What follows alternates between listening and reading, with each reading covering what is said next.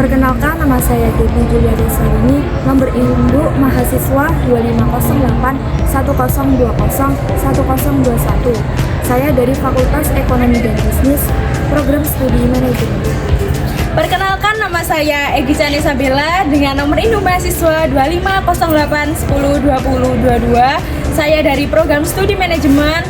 Saya dari Fakultas Ekonomi Bisnis. Perkenalkan, nama saya Tilatu Septiana dengan nomor NIM induk mahasiswa 2508 10 20 1024 dari Program Studi S1 Manajemen Fakultas Ekonomi dan Bisnis. Perkenalkan, nama saya Indah Kurnia Paulina dengan NIM 2508102011031 dari Fakultas Ekonomi Bisnis Prodi Manajemen. Perkenalkan, nama saya Dwi Setiawati dengan nomor induk mahasiswa 2508 1020 1032 dari Fakultas Ekonomi dan Bisnis dan Prodi Manajemen. Perkenalkan, nama saya Nasila Hidayati Ramadhania dengan NIM 2508 1020 1041. Saya dari Fakultas Ekonomi dan Bisnis Prodi Manajemen. Saya akan menjelaskan pengertian manajemen sumber daya manusia. Manajemen sumber daya manusia adalah suatu proses perencanaan, pengorganisasian, pengarahan, dan pengendalian suatu perusahaan untuk mencapai tujuan secara efektif dan efisien. Manajemen sumber daya manusia bukan hanya sekedar perekrutan dan penggajian, tetapi juga mencakup bagaimana perusahaan menarik suatu karyawan, menjaga motivasi dan kepuasan mereka, mengembangkan keterampilan mereka, hingga mempertahankan karyawan yang berkompeten. Jadi, manajemen sumber daya manusia yang baik bukan hanya mengatur orang, tetapi juga mengatur manusia sebagai aset utama organisasi untuk tumbuh bersama perusahaan. Baik, selanjutnya ada peran manajemen sumber daya manusia, yaitu ada 5. Yang pertama, peran strategi. Manajemen sumber daya manusia itu berfungsi sebagai mitra strategi dalam membantu manajemen puncak merumuskan visi, misi, dan tujuan organisasi. Yang kedua, yaitu peran administratif.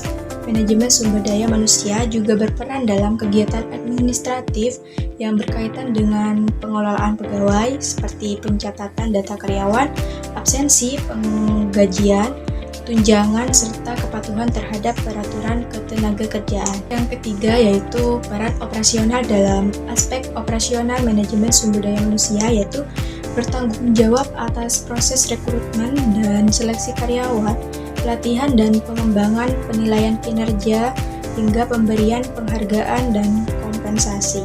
Yang keempat yaitu pengembangan dan pemberdayaan. Manajemen sumber daya manusia tidak hanya mengelola tetapi juga mengembangkan potensi karyawan.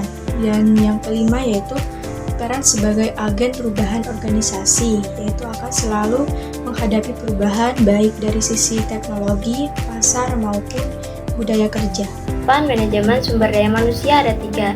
Yang pertama yaitu rekrutmen atau pengadaan, yang merupakan sebuah proses yang dilakukan oleh organisasi untuk menemukan, memilih, menarik, dan mempekerjakan individu yang memenuhi kualifikasi untuk mengisi posisi yang kosong. Yang kedua yaitu pemeliharaan atau maintenance, yang merupakan sebuah tanggung jawab setiap pemimpin dalam organisasi yang bertujuan agar anggota yang ada di dalam organisasi tersebut dapat bertahan dan berkontribusi secara optimal. Ketiga yaitu pengembangan atau development, yang merupakan pengembangan ini dapat dilaksanakan melalui pendidikan dan pelatihan yang berkelanjutan. Melalui pendidikan umumnya berfokus pada persiapan calon tenaga kerja untuk sebuah organisasi, sedangkan kalau pelatihan lebih kepada peningkatan keterampilan dan kemampuan karyawan yang telah menduduki posisi tersebut. Di sini saya akan menjelaskan tentang fungsi-fungsi manajemen sumber daya manusia. Jadi di dalam fungsi manajemen sumber daya manusia ini ada beberapa aspek. Yang pertama ada perencanaan. Di dalam perencanaan ini fungsi bertujuan merencanakan tenaga kerja dengan efektif dan efisien agar dapat memenuhi kebutuhan perusahaan. Gimana sih arti kata kerja yang efektif dan efisien itu? Jadi di dalam perencanaan ini para pekerja harus bekerja yang sesuai terstruktur supaya mencapai kepuasan dengan efektif dan efisien. Yang kedua ada pengorganisasian. Di dalam pengorganisasian ini proses untuk menentukan, mengelompokkan, dan mengatur berbagai aktivitas yang berlalu dilakukan untuk mencapai sasaran. Yang ketiga ada pengarahan. Di dalam pengarahan ini, fungsi bertujuan untuk membimbing seluruh karyawan agar dapat bekerja secara efisien dalam mencapai tujuan perusahaan, karyawan, dan masyarakat. Jadi di setiap perusahaan ini pasti ada arahan-arahan tertentu, mungkin ada tata tertib dan peraturan di dalam perusahaan. Dan keempat ini ada pengendalian. Di dalam pengendalian ini, fungsi ini berperan dalam mengawasi seluruh karyawan agar mematuhi peraturan perusahaan dan melaksanakan tugas sesuai rencana. Jadi misalnya sudah terstruktur, terencana, semua pasti akan mencapai yang maksimal, keinginan perusahaan secara maksimal. Yang kelima ada pengadaan. Pengadaan ini mencakup proses perekrutan, seleksi, penempatan, orientasi, dan induksi untuk memperoleh karyawan yang dibutuhkan organisasi. Jadi di setiap perusahaan pasti ada kriteria karyawan-karyawan. Jadi kita harus menyeleksi dan bagaimana kita nanti akan menempatkan seorang karyawan ini di bidang apa. Yang keenam ada pengembangan. Fungsi ini terkait dengan kegiatan meningkatkan keterampilan teknis, teoritis, konseptual, dan moral karyawan melalui pendidikan serta pelatihan. Walaupun kita sudah menyeleksi karyawan, di dalam perusahaan pasti akan ada pelatihan supaya menambah skill para karyawan perusahaan. Yang ketujuh ada kompensasi. Fungsi ini berkaitan dengan pemberian imbalan baik langsung maupun tidak langsung. Contohnya berupa uang atau barang yang diberikan kepada karyawan sebagai pengganti jasa yang telah mereka berikan kepada perusahaan. Jadi perlu ya kompensasi ini supaya rasa lelah kita itu menghasilkan untung walaupun kita bekerja di bidang jasa. Yang kedelapan ada pengintegrasian. Pengintegrasian ini berfungsi dan bertujuan untuk menggabungkan kepentingan perusahaan dan keperluan karyawan agar tercipta kerjasama yang harmonis dan saling memberikan manfaat.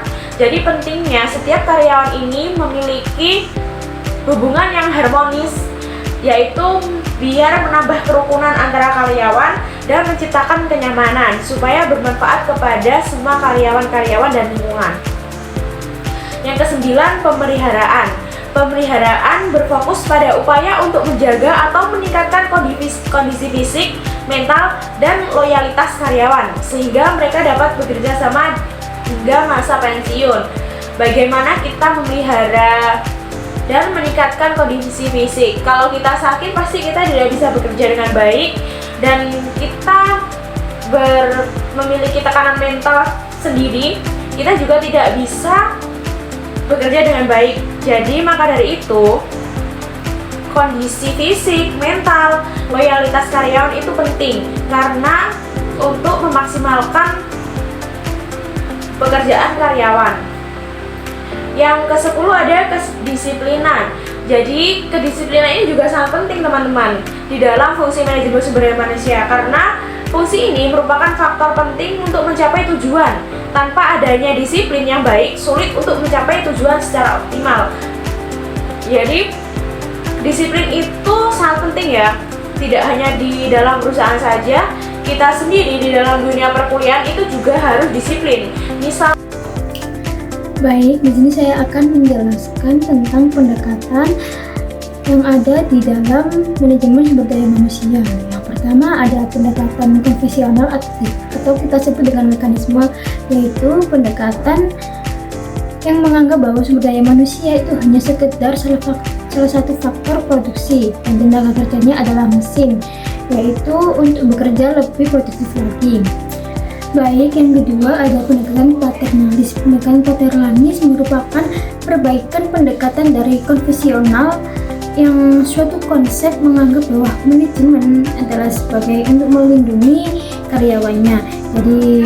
Jadi dari sikap personal maupun internal karyawan diperlakukan seperti anak, diberikan program pelayanan dengan baik, fasilitas dan tunjangan yang lebih baik ke depannya lagi. Baik, yang ketiga ada pendekatan sistem sosial atau kontemporer. Pendekatan ini muncul karena metode klasik seperti manajemen ilmiah yang dicetuskan oleh Taylor dan dirumuskan oleh Weber dinilai terlalu kaku karena pendekatan yang berfokus pada antar manusia seperti human relation cenderung masih terlalu menyoroti aspek psikolog individu. Kesimpulan dari PPT ini ialah manajemen sumber daya manusia berperan sangat penting dalam suatu organisasi, tidak hanya secara administratif, tetapi juga secara strategis dalam mendukung visi, misi, serta tujuan organisasi. Dengan pengelolaan SDM yang tepat, organisasi dapat meningkatkan kinerja, menciptakan iklim kerja yang harmonis, serta dapat menghadapi perubahan global yang dinamis.